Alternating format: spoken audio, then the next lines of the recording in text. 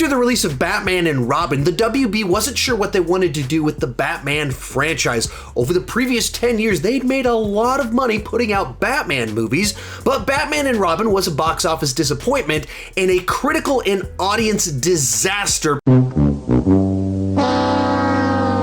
therefore, the WB was looking for a new direction, but they weren't sure what that direction was. Development on a new Batman film started before Batman and Robin even came out, but it would take 8 years from Batman and Robin until a new iteration of The Dark Knight would hit the big screen. The eventual film would be directed by Christopher Nolan. It would be called Batman Begins, and it would draw big influence from Frank Miller's Batman Year One. But this wasn't the WB's first attempt at putting out an adaptation of Batman Year One. Prior to recruiting Nolan, the WB worked with 3 different high-profile storytellers trying to adapt Batman Year One. Today we're looking at the 3 unmade Batman Year One projects.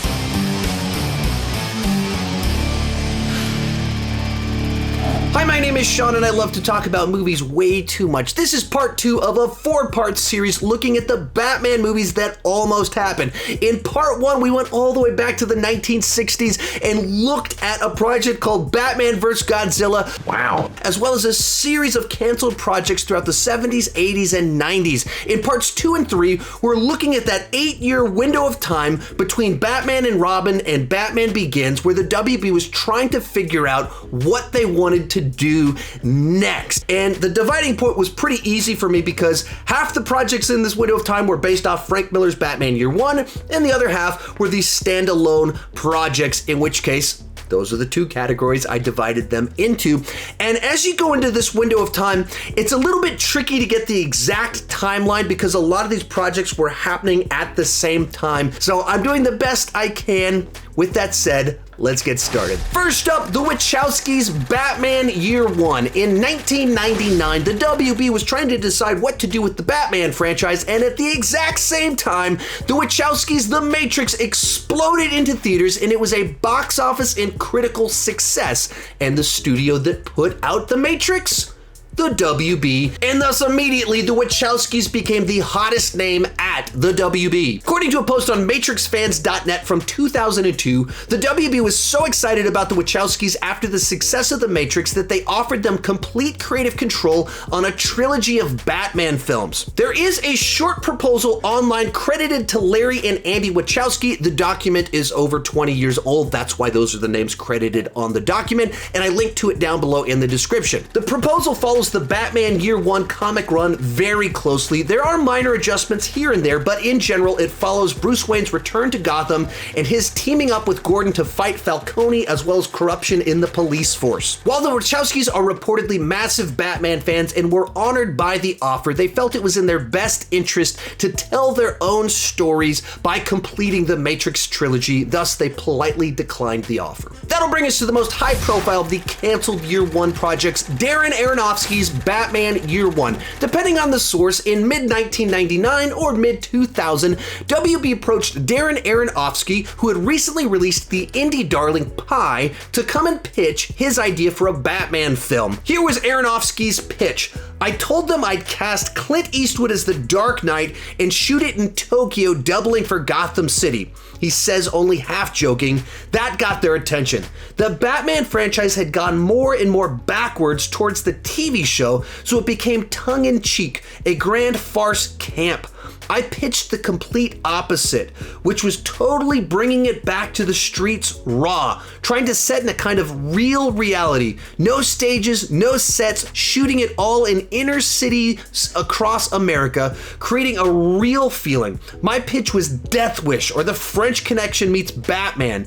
In Year One, Gordon was kind of like Serpico and Batman was kind of like Travis Bickle. The pitch was compelling enough that he got the job, and the WB partnered him up with Batman Year One One comic writer Frank Miller to pen the script. The script deviates dramatically from the Year One comic run as well as the Batman lore in general. Bruce Wayne is homeless at the beginning of the script and is taken in by Big Al, an auto repair shop owner. He would learn to fight on the streets and not by traveling the world in training. His initial crime-fighting costume involved a hockey mask and a cape, intentionally calling to mind Jason Voorhees from Friday the 13th. In the comic book, the reinvention of Gordon was inspired because for the first time, he wasn't a wimp. He was a badass guy. Gordon's opening scene for us was him sitting on a toilet with a gun barrel in his mouth, 6 bullets in his hand, thinking about blowing his head off. That to me is the character. Aronofsky described his perspective on the story this way. I wanted to have real fights, explore what happens when two men actually fight, which you just don't see, because once you start romanticizing it and fantasizing it into superheroics in the sense of good guys versus bad guys, and you're not playing with the ambiguity of what is good and what is bad, I just could not find a way in for myself to tell that story. Frank Miller described working with Aronofsky this way. He's a ball. Ideas just pour out of his ears. We tend to have a lot of fun together. It's funny because in many ways, I think I'm the lighter one of the team, and I'm not used to that. In 2013, some artwork was published on the internet that was credited as Batman Year One concept art. While the illustrator seems to have legitimate ties to the WB, Aronofsky took to Twitter and outright denied the drawings were related to his project when he said, "By the way, none of the Year One Batman art circling the web originated from mine or Frank's work, so can't take credit for it or blame for it." But keep in mind, during this window of time, the WB was exploring multiple Batman Year One projects, and so it's entirely possible that they hired someone to create concept art for a Batman Year One project, and Darren Aronofsky and Frank Miller simply had nothing to do with that. So what happened? Here's what Darren Aronofsky had to say. "I think Warner's always knew it would never be something they could make. I think rightfully so, because 4-year-olds buy Batman stuff. So if you release a film like that, every 4-year-old's going to be screaming at their mom to take them to see it, so they really need a PG property. But there was a hope at one point that in some way that DC Comics could put out something different types of Batman titles for different ages.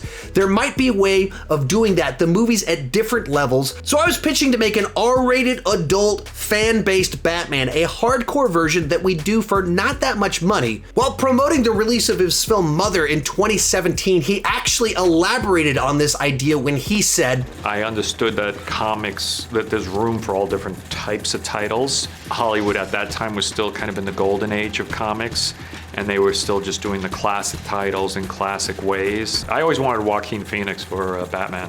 Audiences are now, they've seen enough comic films that they're game for that. So I think we were a little bit out of time with our idea. Todd Phillips is a good friend, and I've heard about this Joker movie, and he's talking about it in a very similar way we were talking about it back then, so I can't wait to see what he does with it." As recently as 2020, he gave even more insights into what happened with his project when he said, "The studio wanted Freddie Prinze Jr. and I wanted Joaquin Phoenix. I remember thinking, we're making 2 different films here." And that's a true story. It was a different time. The Batman I wrote was definitely a way different type of take than they ended up making. So they decided to pass on his project. If you want to learn more about it, there's a bunch of videos on YouTube that have gone into great detail about it. One came out just last week from Joe Blow. You can check it out right up here.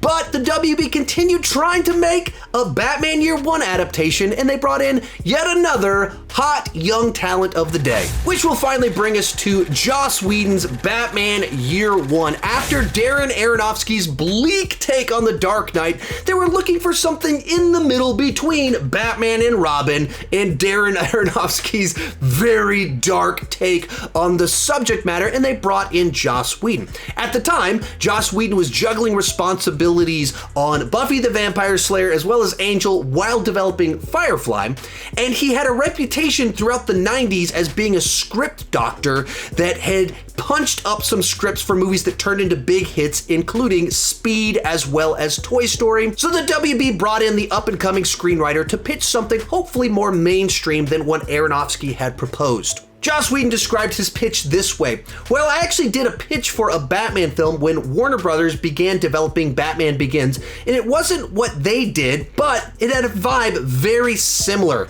Mine was a bit less epic. It was more about the progression of him, and it was more in Gotham City. It didn't go to Tibet and meet cool people. It was very similar in the vibe to Nolan's Batman Begins. Whedon's take was fascinated with the idea of Bruce's trauma as a child. In interviews, he described a sequence that caused him to tear up, where it described Bruce Wayne finding a girl being bullied in an alley that was very similar to the one where his parents were killed. He described it this way, and he's like this tiny 12-year-old who's about to get the kicked out of him, and then it cuts to Wayne Manor, and Alfred is running like something terrible has happened, and he finds Bruce, and he's back from the fight, and he's completely fine. And Bruce is like, I stopped them.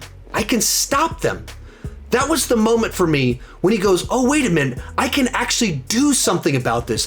That moment, he gets that purpose instead of just being sort of overwhelmed by the grief of his parents' death. He goes on to describe his story this way. In my version, there was actually a new villain. It wasn't one of the classics, which is probably why they didn't use it. It was sort of more of a hand... We gotta go. Sorry, there's a tornado by the high school. Okay. Well, there's a tornado by the high school, so can't finish the video. Come on, bathroom.